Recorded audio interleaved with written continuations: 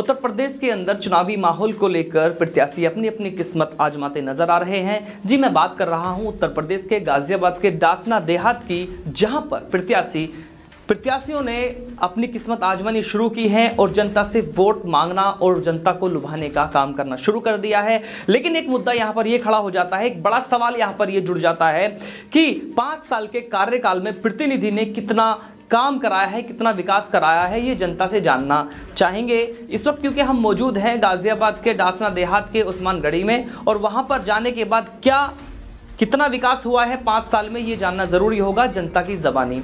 जैसे ही हमारी टीम वहां पहुंची है और पहुंचने के बाद सर्वे कर रही है, तो देखिए कि किस तरह का विकास हुआ है। एक बड़ा सवाल यहां पर यह भी जुड़ जाता है कि 5 साल के कार्यकाल में प्रतिनिधि कितनी बार जनता से मिलने पहुंचे हैं, उनकी समस्याओं का समाधान निकालने पहुंचे हैं, ये भी एक बड़ा सवाल है। ये जनता बताएगी कि आखिर कितना विकास हुआ है 5 साल में उनके क्षेत्र का। एशियन न्यूज़ की टीम इस वक्त मौजूद है चौपाल पर चर्चा और जनता के बीच। जैसा कि आप लगातार देख रहे हैं, हम आज फिर पहुंचे हैं डासना देहात के एक गांव उस्मानगढ़ी में, जहां पर हम करेंगे चुनाव पर चर्चा।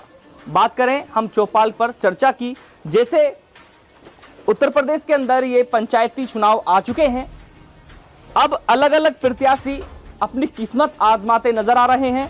लेकिन देखना ये होगा कि 5 साल में कितना विकास प्रतिनिधि ने अपने अपने क्षेत्रों में कराया है। ये सच्चाई हम जनता की ज़बानी आपके सामने लेकर आ रहे हैं। सबसे पहले हम दिखाते हैं कुछ तस्वीरें। ये तस्वीरें बयां कर रही हैं कि तकरीबन 10 से 15 साल इस रास्ते को हो चुका है। इस रास्ते के अंदर इतने गड्ढे हैं कि यहाँ के जो लोग हैं, यहाँ की जो जनता है, वो अपनी परेशानी से, ये जो परेशानी है, से जूझती नजर आ रही है। आइए हम दिखाते हैं, मिलाते हैं यहाँ की जनता से और जनता से जानेंगे कि किस तरह का विकास इस क्षेत्र में हुआ है। जी, कितना विकास हुआ है, कितने काम हुए हैं और कितनी परेशानियां, ये आपसे जानना चाहेंगे। जी हाँ, यहाँ तो विकास इतना हुआ, खाल खड्डे हुए पड़े हैं, कोई देखने को तैयार नहीं। सारा मोहल्ला, सारा 13 वार्ड साफ हो गया, 3 कॉलोनी रह गई, क्यों नहीं बनी? आपने वोट दिया था, किस लिए दिया था? अब तो भैया काय के लिए भी ना दिया, अब तो नौकाई कॉलोनी, वो तुम्हारे रास्ते पास नहीं हुए। तो समझा कौन कराएगा? प्रतिनिधि कराएगा। कौन कराएगा? हाँ। इस बात का कहना है हमारा। सोचियो बेटे, जब हम इस कॉलोनी में रह रहे हैं और ये यहाँ से ये रास्ता देखो खड्डों में खरंजे और आरसी हो गई, है नहीं? तो भैया हम क्या जात बिरादर से निकले हुए थे या हमारा कुछ नहीं था? भैया रास्ता तो सबका है, आम रास्ता है, सब निकलते हैं। तो ये कौन सी जगह है जहाँ का आप बता रहे हैं? ये 13 वार्ड है उस्मानगढ़ी का। उस्मानगढ़ी का एक गली इंगा रह रही है, 2 गली उंगा रह रही है पल्ली तरह। तो केवल मैं इनसे ये भी, प्रतिनिधि हैं आपके प्रधान है, इनसे भी ये जानना चाहूंगा, क्या केवल रास्ते बना देना या नाली बना देना ही विकास होता है, या आपके लिए जो आवास पेंशन है या बहुत सारी जो है योजनाएं हैं, वो कितनी योजनाएं आपको मिली है? वह कुछ भी न मिल रहा है, तो न पेंशन है न कुछ है। अब तो सब ऐसे ही बैठे हैं भैया, पेंशन के भी हमारे तो ना एक भी वादा ना हुआ पूरा। अब किस तरह के वादे कर रहे हैं? वादे करने क्या था, दिन भी रास्ते बन जाएंगे, हर हम वोट दे दीजो, और सब हमें बनवाता कोई भी ना। हम बताना चाहते हैं कि माननीय प्रधानमंत्री नरेंद्र मोदी जी का जो एक सपना है, जो एक योजना है, जो घरों को लेकर, जो गरीबों को घर दिए जा रहे हैं, उसकी जो योजना है, उसके तहत हम आपको एक ऐसी घर की तस्वीर दिखा रहे हैं जिसको देखकर आप विचलित रह जाएंगे। क्योंकि ये जो घर आपको देख रहा है, आप एक छोटा सा यहाँ पत्थर लगाने के बाद ये चूल्हा है, क्योंकि एक वादा किया गया था कि हर गरीब के घर में चूल्हा जलेगा। ये चूल्हा चल रहा है, लेकिन चूल्हा कौन सा है ये आप तस्वीरों में देख रहे हैं। चलिए थोड़ा आगे चलते हैं। हम आपको ये दिखा रहे हैं, ये एक झोपड़ी है और जिसके नीचे ये एक चारपाई नहीं, बल्कि ये पेड़ से काटे हुए वो गुद्दे हैं जिनको एक चारपाई बनाई गई है। नीचे जो है लकड़ियां रखी हुई हैं, क्योंकि इनसे ये अपने घर का गुजारा करेंगे और खाना बनाएंगे। इसके ऊपर ये गंदी सी, मैली सी एक चादर है और यहाँ पर देख सकते हैं कि यहाँ पर कुछ रजाई वगैरह रखी हुई हैं। लेकिन इस झोपड़ी की आप हालत देख सकते हैं, ये बयां कर रहा है आज भारत का जो हाल है, वो आप बयां कर रहा है। आप देख सकते हैं कि स्वच्छ भारत अभियान, अब सोचने वाली बात यह है कि स्वच्छ भारत अभियान के तहत माननीय प्रधानमंत्री नरेंद्र मोदी जी सफाई करने आएंगे नहीं, लेकिन हर क्षेत्र में प्रतिनिधि होते हैं, हर क्षेत्र में प्रतिनिधि होते हैं, प्रधान होते हैं, चेयरमैन होते हैं, विधायक होते हैं, एमपी होते हैं, एमएलए होते हैं, लेकिन सबसे बड़ा सवाल यह है कि अब किसकी जिम्मेदारी बनती है अपने क्षेत्र को स्वच्छ रखने की। लेकिन यह क्षेत्र है गाजियाबाद से लगा हुआ डासना देहात, जहां पर यह गंदगी आपको नजर आ रही है। यह डासना देहात है। इस गंदगी को लेकर कहां पर कूड़े का खत्ता है, तो यहाँ के लोगों से जानेंगे कितनी सफाई यहाँ पर होती है। जी बता। बस यहाँ तो कुछ नहीं है जी, जो बिसलगढ़ी में खाली सफाई होती है, यहाँ तो सफाई कहने का मकसद ये है आपका, क्या आप ये कहना चाह रहे हैं कि जो प्रतिनिधि प्रधान है आपके यहाँ से, वो अपने क्षेत्र में ही सफाई करा रहा है? जी, यहाँ नहीं भेजते जी, ये अपनी बिसलगढ़ी में करवा रहे हैं। यहाँ क्या नाम है, उस्मान कॉलोनी में नहीं भेजते।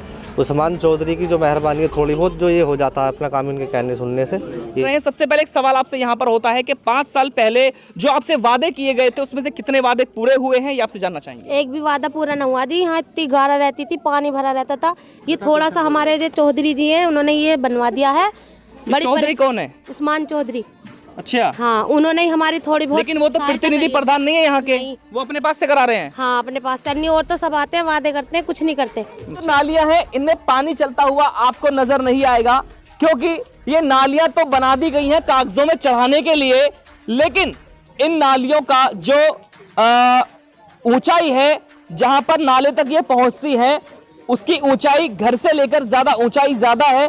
इस वजह से इस पर पानी नहीं चढ़ सकता, क्योंकि कागजी कार्रवाई पूरी करने के लिए प्रतिनिधि ने यह नहीं देखा कि पानी नाले तक पहुंच भी पाएगा या नहीं। ये जानते जनता से। आइए जी, ये जो नालियां आपके यहाँ बनी हुई हैं, क्या इन नालियों से पानी नाले तक पहुंच पा रहा है आपके घर का? नहीं, पहुंच ही नहीं पाता। क्यों नहीं पहुंच पाता? ढलान ही नहीं है, जैसा बना उल्टा सीधा करवाया। चौधरी साहब ने जैसे करवाया, उन्होंने नहीं करवाया, बाकी बाहर के तो कोई कराते नहीं है। नहीं, आपके प्रतिनिधि है यहाँ से 5 साल जो रहे हैं, वर्तमान के तो प्रतिनिधि हैं, नहीं है जी, जिस दिन से इलेक्शन हुआ है यहाँ, तो आते ही नहीं आपके बीच। हमने तो कभी देखे नहीं है जाते हुए। तो वो जो रास्ता है, इसे कितने दिन बने हुए हो गए हैं और कहाँ का रास्ता है ये?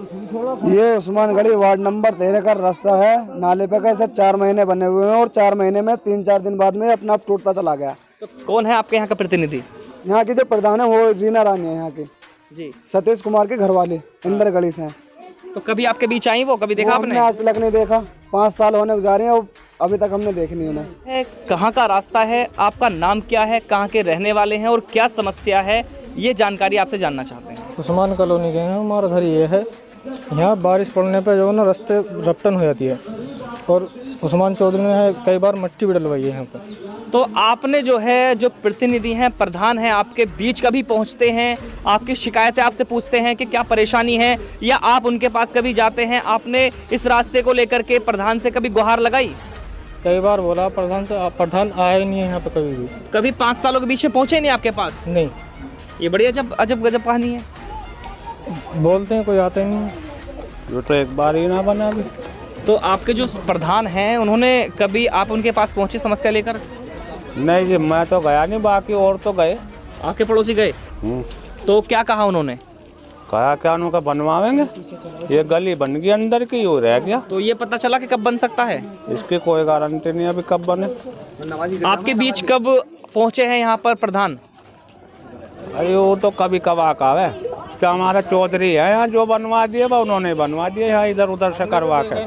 क्षेत्र में कितना विकास है ये तो हम आपको लगातार दिखा रहे हैं, लेकिन क्षेत्र में कितनी बीमारियां उत्पन्न हैं ये भी दिखाना जरूरी होगा, क्योंकि हम जहां पर मौजूद हैं, ये रास्ता कब बना ये मुद्दा हम नहीं उठा रहे हैं, लेकिन हम जो यहाँ जो स्ट्रीट है, नालियां हैं, नालियों का कितना विकास है, और गंदगी आप देख सकते हैं कि मैंने अभी कुछ दिन पहले दिखाया था आपको कि ये जो नालियां हैं, नालियां तो बनाई गई थी, लेकिन इनकी निकासी नहीं है। इसकी इन नालियों की निकासी ना होने की वजह से जो पानी ठहरा हुआ है, रुका हुआ है, उनमें जो बीमारियां उत्पन्न हैं, उन बीमारियों से यहाँ की जनता जूझ रही है, और हजारों बीमारियां यहाँ पर हो रही हैं, क्योंकि इस ठहरे हुए पानी में जो मच्छर पैदा होते हैं, यहाँ के लोगों को रात को सोना दुश्वार है। क्योंकि आइए जानते हैं जनता से कितनी समस्या इन नालियों को लेकर के यहाँ की जनता झेल रही है। जी बहुत बीमारियां हो रही हैं, डेंगू भी हो रही है हाँ। और मलेरिया भी हो रही है, टाइफाइड भी चल रहा है। गंदगी तो ये बहुत है। किस वजह से हो रही है? पानी रुकने की वजह से? पानी रुकने की वजह से गंदगी बहुत है। एक तो पानी टंकियों में भी नहीं आ रहा, नाली ऐसी गंदी रहती है, कोई सफाई को भी नहीं है। चौधरी उस्मान हमारी बहुत सहायता करते हैं बेचारे, जो बात है। कोई निकासी नहीं है, मतलब जाम रहता है, हाइट भी ज़्यादा हो रही है, मतलब पानी की रुका रहता है यहाँ पर, पानी नहीं मिल रही। अभी तुम्हारे टंकी बनी है, उसकी पाइपलाइन दबा दी, यहाँ पे सब मतलब सब हो गई है, बेकार हो गई है, अभी तक कोई काम ही नहीं हुआ। पानी कितना पहुंच रहा है? बूंद भी नहीं आ रहा।